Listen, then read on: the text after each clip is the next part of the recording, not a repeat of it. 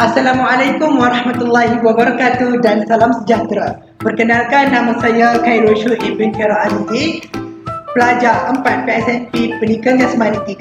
Pada hari ini, saya akan bentangkan berkaitan pelaksanaan kapasiti pedagogi pembelajaran bermakna dalam subjek PJMS 3083, iaitu pentaksiran dalam pendidikan smart, pendidikan jasmani dan sukan.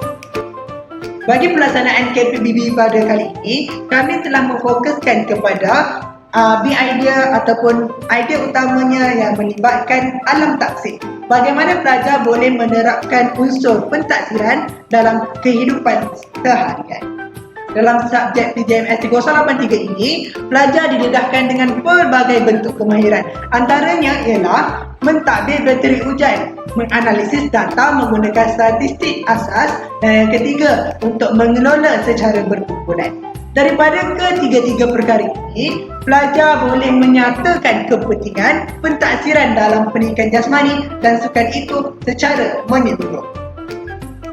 Untuk tugasan pada kali ini, kami diminta untuk mentadbir ujian segak di sekolah yang terdiri daripada beberapa bateri ujian, iaitu indeks desain tubuh bagi mengenal pasti komposisi badan, naik turun bangku untuk mengenal daya tahan kardiovaskular murid, ringkuk tubuh separa dan tekan tupi untuk melihat kekuatan otot serta daya tahan otot, dan yang terakhir, jangkauan penunjuk bagi mengenal pasti fleksibiliti yang terdapat pada murid itu sendiri. Maka kami diminta untuk melakukan perkara ini di sekolah, dan daripada itu saya belajar sesuatu perkara baharu. Dan antara perkara yang saya ingin belajar ialah saya ingin melihat bagaimana sebenarnya pelaksanaan segak di sekolah. Adakah mereka menggunakan segak sebagaimana yang telah kami belajar?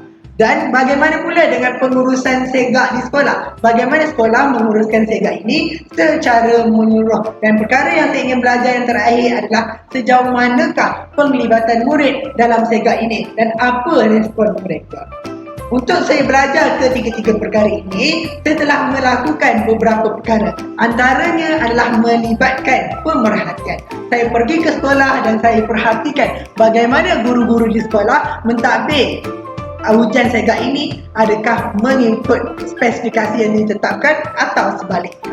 Keduanya adalah melibatkan temubuan. Jika ada wujud persoalan ataupun inquiry dalam diri saya akan bersoal sama ada kepada guru, pihak pentadbir, rakan-rakan satu kuliah ataupun kepada pensyarah untuk mendapatkan jawapan yang lebih baik. Dan yang terakhir, saya rujuk beberapa pembacaan seperti buku dan modul yang telah dikeluarkan. Antara modul yang menjadi keutamaan saya adalah modul segak sendiri yang telah dikeluarkan oleh Kementerian Pendidikan Malaysia pada tahun 2016.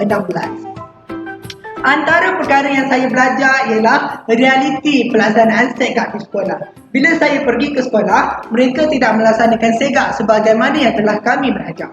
Bila saya tanya beberapa guru dan hasil temubuan telah menunjukkan bahawa kerana masa yang diperuntukkan untuk melaksanakan segak adalah tempoh yang sangat singkat, sedangkan muridnya terlalu ramai, dan sebahagian guru pula bukanlah guru option pendidikan jasmani serta tidak menerima kursus ataupun latihan khas untuk melaksanakan segak. Rupa-rupanya perkara ini telah mendapat perhatian oleh beberapa pengkaji seperti Hari Haran pada tahun 2017 dan telah menunjukkan bahawa segak di sebahagian sekolah bukanlah sebagaimana yang telah digariskan oleh Kementerian Pendidikan Malaysia. Jadi, mungkin ada wujud satu tanda tanya, bagaimana saya tahu saya telah belajar ketiga-tiga perkara tersebut? Saya menjadi tanya-tanya kepada saya, macam mana saya ingin tahu saya belajar? Rupa-rupanya saya tahu saya belajar apabila wujudnya semangat ingin query dan semangat ingin tahu dengan lebih mendalam. Saya bertanya dengan sangat banyak dan saya melakukan pembacaan dengan lebih mendalam. Dan yang kedua, saya boleh buktikan saya telah belajar sesuatu perkara dengan saya boleh mencadangkan penambahbaikan dengan perkara yang lebih relevan dan signifikan. Antara perkara yang menjadi pertikaian saya semasa melaksanakan segak di sekolah adalah keberkesanan pelaksanaan ujian BMI itu. Masih relevankah BMI yang telah diasaskan oleh Lambert Eldorf pada tahun 1830, iaitu 190 tahun yang lalu, 91 tahun yang lalu. Beberapa kajian telah menunjukkan bahawa BMI ini sudah tidak relevan kerana telah mengabaikan aspek somatotype badan manusia, iaitu bentuk badan manusia.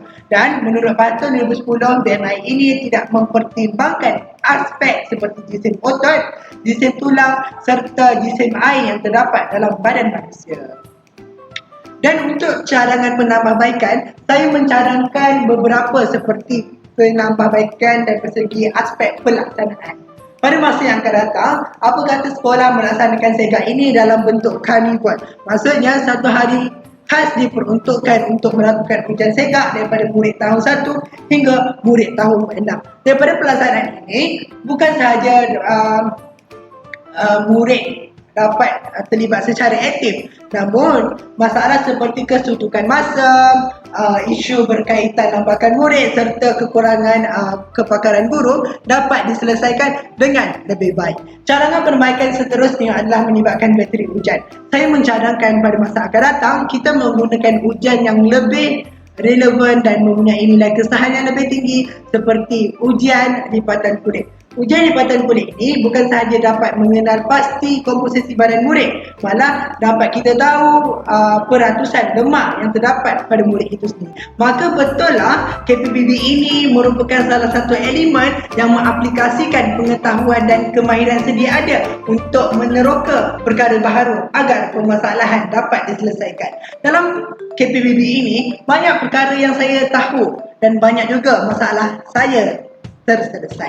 Antara perkara yang saya belajar adalah melibatkan pematuhan standard. Pentingnya untuk kita patuh kepada standard atau piawaian yang telah ditetapkan. Bayangkan kita membina rumah yang kita bina itu tidak mengikut spesifikasi yang ditetapkan. Kesan dan kepanjangnya apa? Tepuk dada, tanyalah diri sendiri. Begitu juga dalam kita menguruskan data. Jika data yang kita peroleh adalah tidak mengikut piawaian yang ditetapkan, kesannya kepada negara, kita memperoleh dapatan yang tidak benar dan pada masa akan datang, tiada penambahbaikan berlaku. Yang kedua, saya belajar melibatkan perpujahan berkualiti.